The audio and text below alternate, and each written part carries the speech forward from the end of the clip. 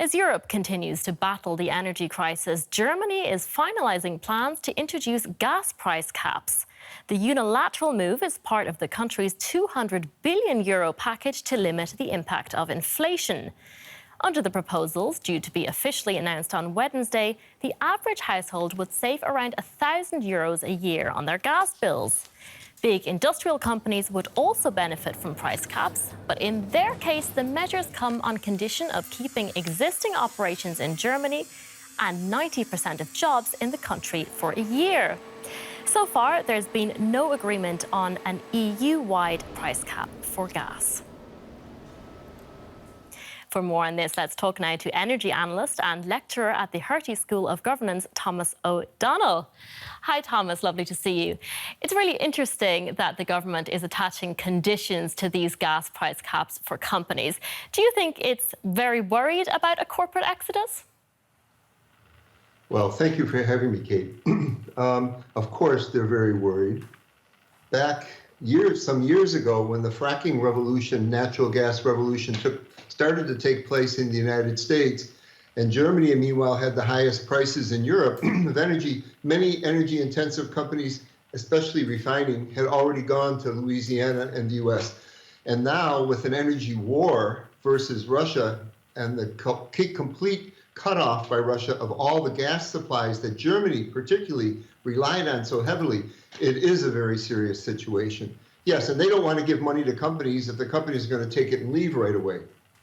Exactly, and on that very point, these measures come just a couple of days after the biggest chemicals company in the world, BASF, announced major cost cuts in Europe and an expansion of its operations in China.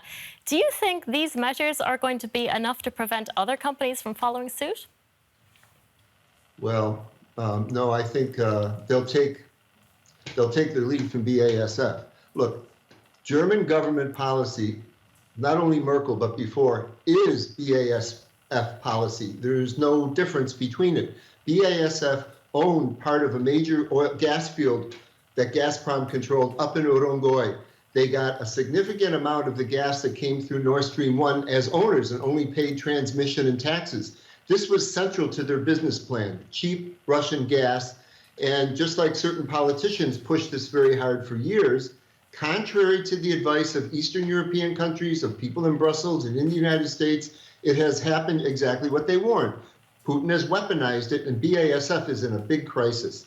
It's not clear how they're going to escape this. They're building a big plant in China, which people are warning them, this is another potential geopolitical mistake.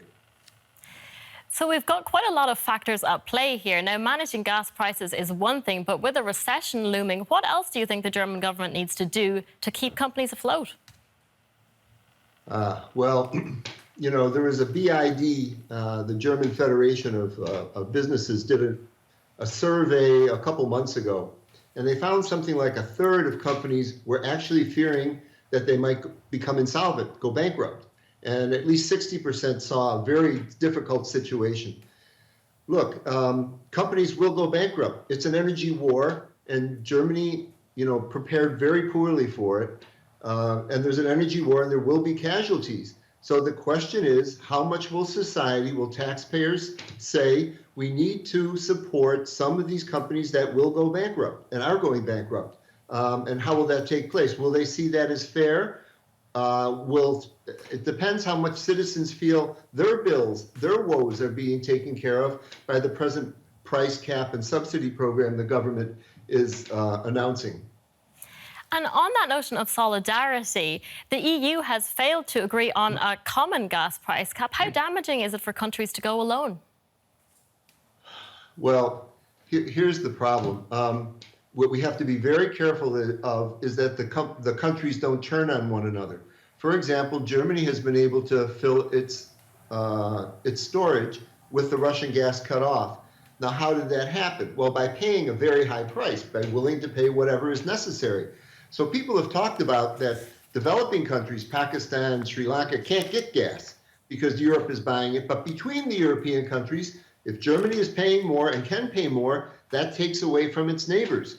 So if we start going into a bit of a price war between the companies, The problem is if some countries cap the price of gas, that means that the gas will go somewhere else if there is more available. And that sets up an unpleasant competition, you could say. So this has to Absolutely. be sorted out at the European level. We need a common policy. We do indeed. Thomas O'Donnell, thank you very much. Of course.